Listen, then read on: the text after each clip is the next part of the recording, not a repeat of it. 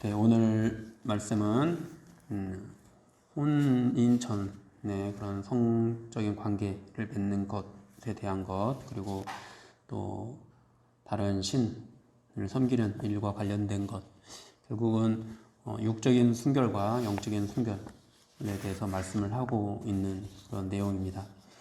먼저 하나님께서는 남자가 처녀를 꿰어서 동침했을 경우 남자가 여자의 아버지에게 결혼 집착금을 지불하고 그 여자를 아내로 맞이하라고 말씀을 하고 있습니다. 혼인 전에 성관계를 맺으면은 반드시 결혼을 하라라는 그런 말씀이 되는데요. 혼인을 하지 않은 상태에서 남녀가 관계를 맺는 것은 간음에 해당합니다. 간음은 아주 무거운 죄로 하나님께서 간음한 자들을 돌로 쳐 죽이라고 그렇게 명령도 하시는데, 혼인을 하지 않은 사람들끼리의 간음은 죽이게 하지는 않으시고 두 사람이 정식으로 결혼을 하도록 그렇게 명령을 하고 있습니다. 이 말씀은 또 자칫 하나님께서 혼의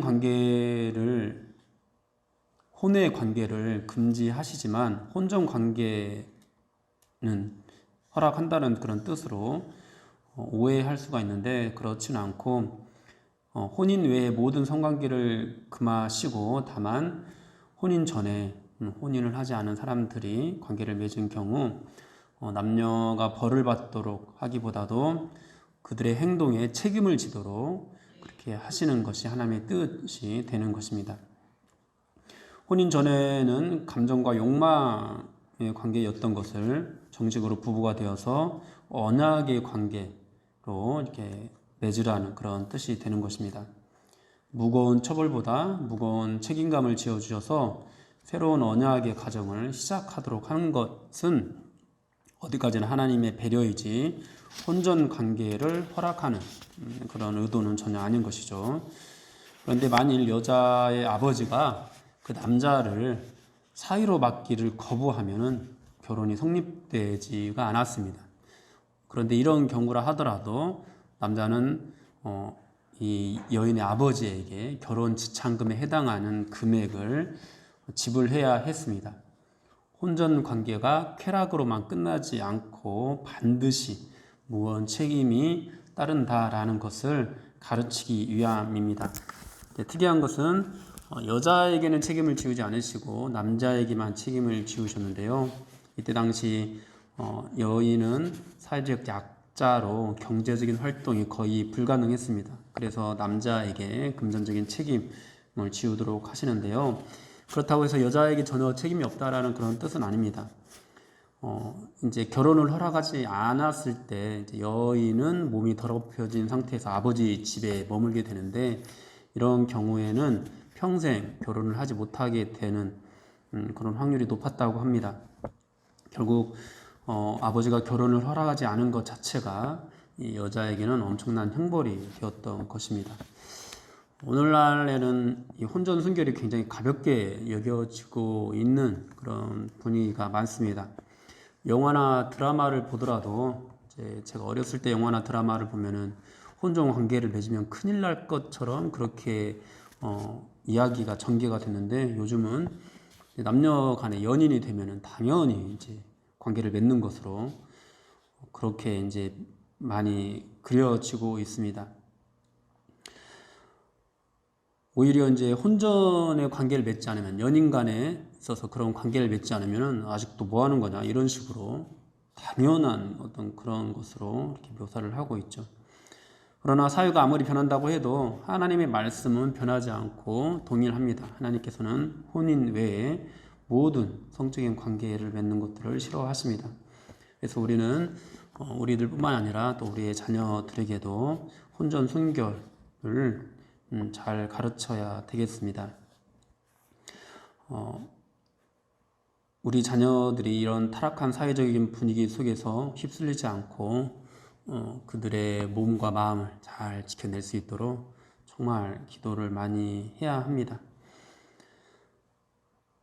육적인 순결 이후에 이제 이어지는 것이 영적인 순결에 대한 내용인데요. 우리의 육적인 순결이 하나님과의 관계를 또 나타내는 그런 영적인 순결에 있어서도 굉장히 중요한 것이기 때문에 이 두 가지를 함께 연결해서 말씀을 하고 있습니다. 육적인 순결이 무너지면은 영적인 순결도 결국은 무너지게 되어 있습니다. 또 영적인 순결이 무너지면은 육적인 순결도 무너집니다. 성은 단순한 쾌락의 도구가 아니죠. 가정이라는 이 거룩한 울타리 안에서 부부에게만 허락되는 아름다운 하나님의 선물입니다. 하나님은 이 관계를 통해서 생명이 탄생하게 하시고 또 이 관계를 통해서 우리 예수 그리스도와 성도의 관계를 또 표현하고 있습니다. 그래서 이 육적인 그런 순결은 정말로 잘 지켜져야 되고 또 고귀하게 여겨져야 되는 거고 그와 마찬가지로 하나님과의 관계에 있어서 우리 영적인 순결도 거룩하게 잘 지킬 수 있어야 되겠습니다. 이 영적인 순결을 말씀하시면서 무당을 살려두지 말라고 말씀을 하시고 있는데요. 이 무당을 살려두지 말라. 그리고 뭐 짐승과 행음하는 자는 반드시 죽일지니라 말씀하시면서 20절에서 여호와 외에 다른 신에게 제사를 드리는 것 이런 자는 반드시 멸하라고 그렇게 말씀을 하고 있습니다. 그러니까 앞에 있는 이 내용들 무당뿐만 아니라 짐승과 관계를 맺는 것도 우상 숭배와 관련이 있게 되는 것입니다. 이런 영적인 순결을 훼손시키는 행위에 대해서 또 하나님께서는 살려두지 말라, 또 반드시 죽일지니라, 멸할지니라 이렇게 말씀을 하시면서 단호하게 이것을 벌할 것을 그렇게 명령하고 있습니다. 이 무당을 살려두지 말라고 말씀을 하고 있는데요. 이 무당은 귀신을 섬기면서 귀신의 능력을 이용해서 인간의 미래를 점치는 행위를 하는 그런 여자를 가리키죠. 여기에서는 무당만을 언급하고 있는데 레위기 20장 27절 말씀 보면은 너희 가운데 있는 점쟁이와 박수 무당을 돌로 쳐 죽이라 하면서 박수까지도 함께 또 언급을 하고 있습니다. 이제 남자 무당은 박수고 여자는 그냥 무당이라고 하는 거죠. 그래서 이 남자뿐만 아니라 여자뿐만 아니라 남자 이 무당도 반드시 죽이라고 하나님께서 말씀을 하고 있는 것을 우리가 보게 됩니다. 이들은 귀신을 섬기면서 하나님께서 주관하시는 이 영역을 거짓으로 흉내내서 사람을 미혹하는 그런 자들입니다. 사람들이 하나님을 의지하지 못하게 해서 타락시키는 그런 원흉들이죠. 이 무당과 박수를 멸하라는 것은 이제 하나님 외에 다른 것들을 의지하지 말라라는 그런 의미도 있지만은 하나님을 이런 방식으로 섬기지 못하도록 하신 것이기도 합니다. 많은 경우에 사람들은 중대한 결정을 앞에 두었을 때 자신이 책임을 지고 결정을 하고 선택을 하려고 하지 않고 누군가가 하나님과 자신 사이를 중재해서 매개자가 되어서 그 하나님의 답변을 듣기를 원하는 그런 마음을 가지고 있습니다. 그런데 여러분 이것이 하나님을 의지하는 것처럼 보이는데요. 사실은 이것은 하나님을 의지하는 것이 아닙니다. 이것은 결국 사람을 의지하는 것이죠. 하나님께서는 하나님의 백성들이 그런 식으로 하나님의 음성을 듣기를 원하지 않으십니다. 기도를 많이 하면 사람이 신령해져서 다른 사람이 모르는 미래를 알 수 있고 하나님의 복을 전달할 수도 있다고 생각하는 그런 분들이 우리 교회 안에 의외로 많이 있는데요. 심지어 이제 목회자를 그런 대상으로 기대를 하기도 합니다. 무당과 같은 어떤 그런 역할을 하는 사람으로. 그런데 여러분 그렇게 생각하는 것은요 굉장히 하나님을 모독하는 행위입니다. 하나님께서는 그렇게 하나님을 섬기기를 원하지 않으십니다. 하나님께서는 하나님의 백성들에게 무당을 주지 않으시고 말씀을 주셨습니다.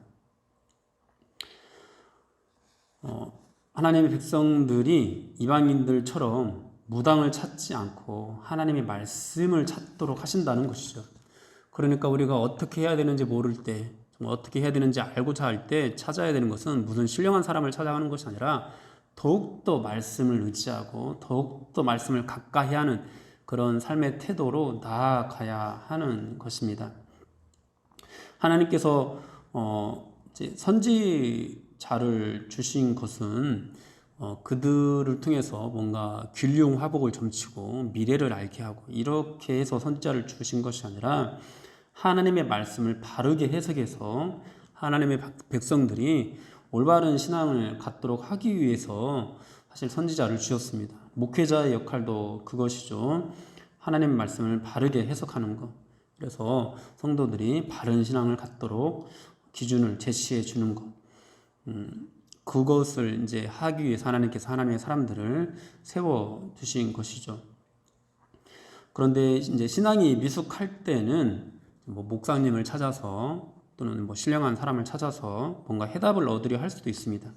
그런데 여러분, 정말 신앙이 성숙하면 성숙할수록 하나님의 백성들은요, 이 사람을 찾지 않게 됩니다. 뭐 사람과 관계를 전혀 맺지 않는다, 또는 뭐 어떤 목회자 역할을 전혀 중요하지 않게 여긴다, 뭐 이런 뜻이 아니라 말씀을 더욱 의지하게 된다라는 것입니다. 말씀을 통해서 하나님의 선하시고 온전하시고 기뻐하시는 뜻이 무엇인지 분별하기를 힘쓰게 되지 이 사람을 찾으러 다니지 않는다라는 것입니다. 그래서 여러분 정말 여러분들이 하나님의 뜻이 무엇인지 알기를 원한다면요, 더욱더 이 경건의 훈련들, 이 말씀의 훈련들에 매진을 하셔야 합니다. 뭐 계속 성경 통독하면서 또 적어내는 것들 있는데요, 그런 일들에 더욱더 힘써야 되는 거죠. 매일매일 뭐 큐티를 하고 말씀을 묵상하고 또 이 강단을 통해서 선포되는 그런 말씀들을 정말 귀담아 듣고 마음에 새기고 이런 것들을 더욱더 열심히 해야 한다라는 것입니다. 이 말씀에 대해서 배우지 않고 신령한 사람을 찾아서 하나님의 뜻을 묻는 것, 여러분 이것은 무당을 찾는 것과 같다라는 것을 명심하시고, 여러분 그런 행위를 하는 자들 하나님께서 오늘 본문에서 반드시 죽이라고 명령을 하고 있습니다. 또 이제 짐승과 행음하는 그런 행위도 죽이라고 말씀을 하시는데, 사람이 짐승과 관계를 맺는 것, 이것은 뭐 창조 질서를 완전히 무너뜨리는 행위가 되죠. 그런데 이것은 또 우상 숭배와 관련된 문제이기도 합니다. 당시 가나안에는 동물을 우상으로 섬기는 문화가 굉장히 많이 있었습니다. 그래서 동물과 관계를 맺어서 뭔가 신성하게 되고 또는 다산의 복을 구하는 그런 식으로 이 음란한 종교의식을 행했습니다. 그래서 이 짐승과 행음하지 말라는 말씀은 이런 우상 숭배자들의 행위를 본받지 말라라는 그런 뜻입니다.